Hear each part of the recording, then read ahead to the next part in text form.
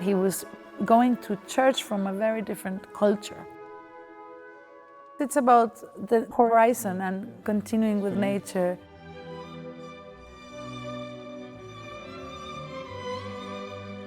I just want to share maybe a little bit of the story I see. The music of America. In this symphony there is quite a revolution. Das Besondere ist diese Leitmotivtechnik. It's using so many folk things. Also der Biograf von Antonín Dvořák hört da einen Indianertanz.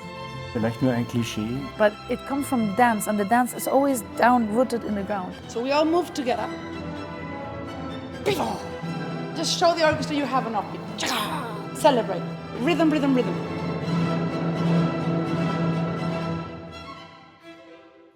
Welcome to another episode of Musica Maestra. My name is Alondra de la Parra, and I'm here in Tutzing, Bavaria, as we are part of the Tutzing Brahmstage, and we're performing Antonín Dvořák's 9th Symphony.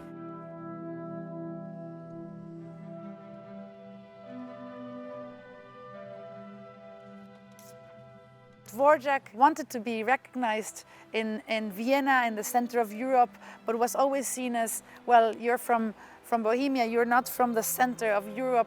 And suddenly the most successful composer of the time of German music, which was together with Wagner, Johannes Brahms, says Dvořák is a beautiful artist that needs to be taken seriously. And he even went so far as to invite Dvořák and his family, he had many children, to move to Vienna, and said, if you move to Vienna, I will pay for your expenses. I will give you a house and I will support you. He was incredibly generous. Dvořák said, thank you so much, but no. I was born a Czech and I will always remain a Czech. That's what Dvořák said.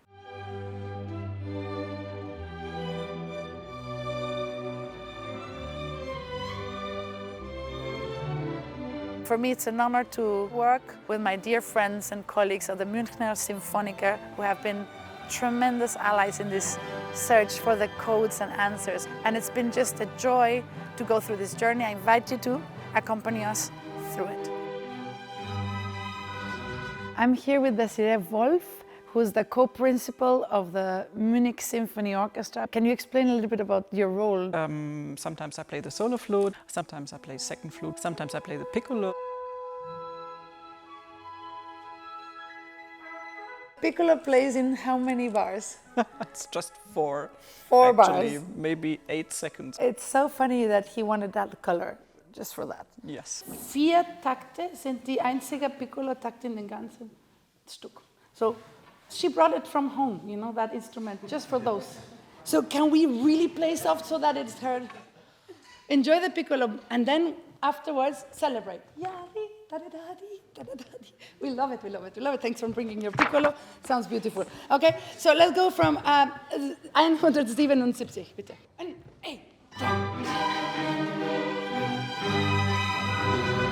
In this 9th symphony, the last symphony he ever composed, Dvořák was in a different ecosystem. He had traveled to New York to take on the National Conservatory there. He was a conductor of the orchestra, and he was there on a special mission to create an American sound, to help the musicians of the United States carve a style. And what did he do? Well, the same thing he had done with his own country. Look into the folk melodies, into the folk music, into the music of the people, the Afro-American tunes, the music of the churches. He was very much a man of the church.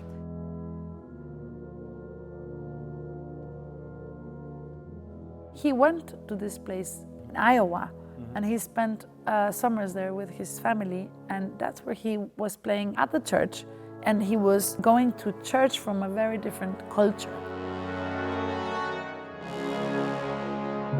And he starts the second movement with this chorale, beautiful chorale with all the trombones and the tuba, and then the strings, so soft. It's basically like just the sound of the breath of the listeners in the church. And the preacher is the English horn and starts preaching.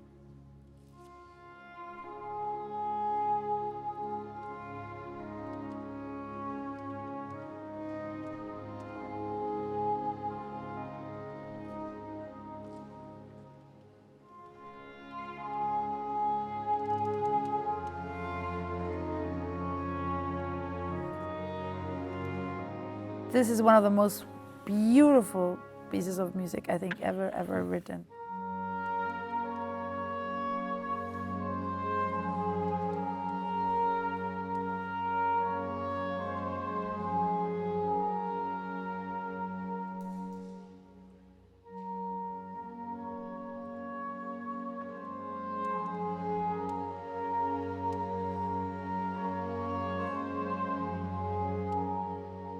And then in the end, he does go into nature. He has this yeah pa pa pa pa pa pa pa pa pa pa pa pa pa pa pa pa pa. That's a little bit like Beethoven pastoral.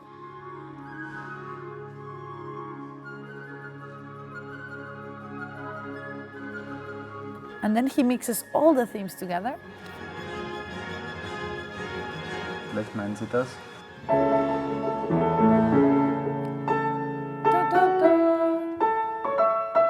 Swing Yes. Low, Sweet Chariot.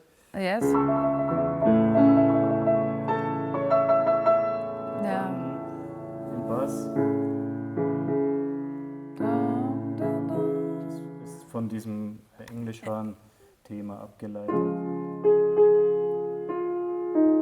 Also wir haben 3 Themen. Your entrance has to be ready for it. There's no space, especially when he goes, he's asking you, come with me, wham, and we go.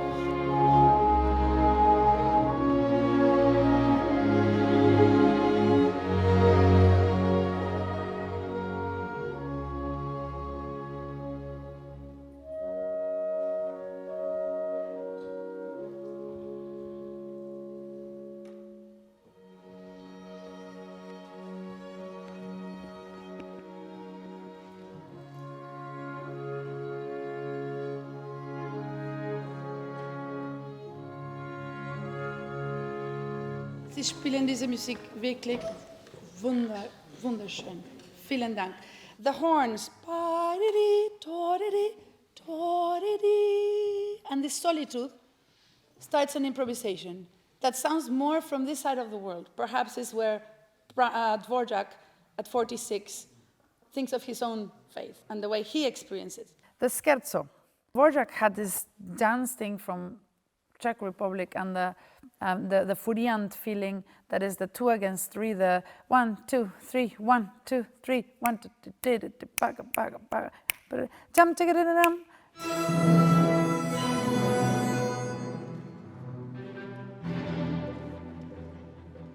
I'm here with my colleague Alexander Pentin, percussionist of the Münchner Symphoniker. The first 2 movements of Dvořák 9, what do you play? I'm waiting. You're waiting. So it was a trick question because people don't know how much of your profession is waiting. Yeah. And the art of waiting for the right moment and then to do it just right and you get one chance. And I was really impressed by your technique in rehearsals. I honestly had never heard the triangle sound like that. Thank you. And can you show us what you have to do? It's a tempo of waltz, a little bit faster. A fast tempo of waltz. Tagada-tagada-tam. That's very fast. Can you do it front slow? end. Tagada-tagada-tam. So we Slow first see it first. slow.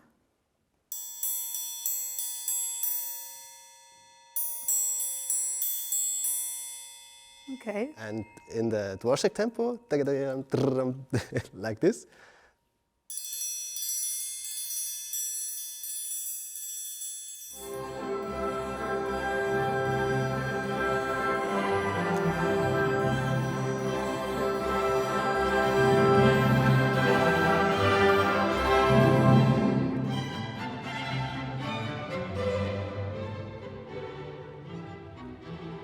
Also der Biograf von Antonín Dvořák hört da einen Indianertanz. Ja. Was auch immer das sein soll, wahrscheinlich auch vielleicht nur ein Klischee von einem Indianertanz. Das Trio ist ja dann eher, hat vielleicht diesen böhmischen Charakter.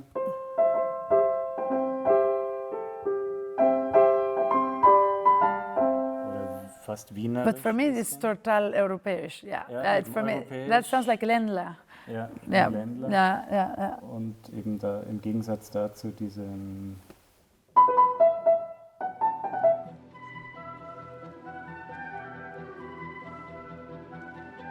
Yeah, for me, that's nature is Czech is what he heard in the Indians. It's also his influence of the Austrian. It's all together.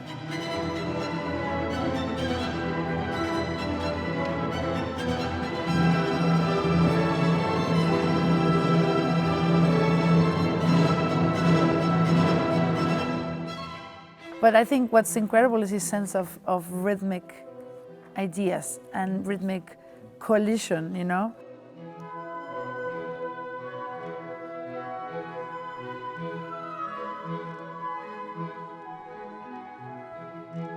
There's always a pulse, and I love it. I love that he puts his own roots always there. It's in the 7th as well, it's in the 6th as well. It comes from dance, and the dance is always down-rooted in the ground. And it's in all of his symphonies.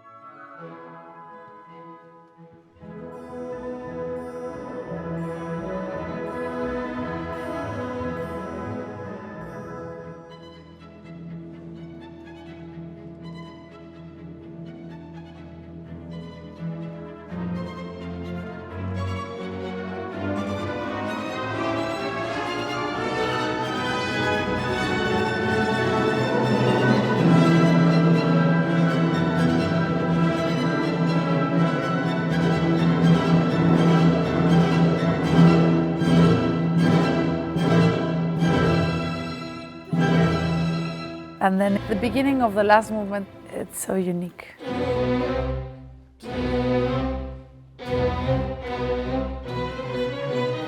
Der Rhythmus, aber auch das Motiv.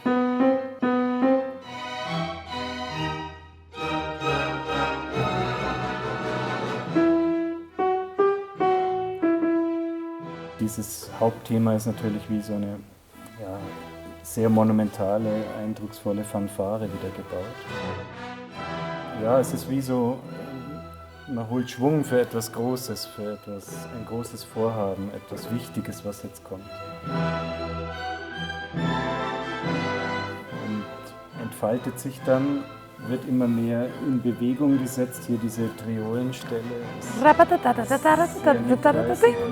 Rodeo reiten.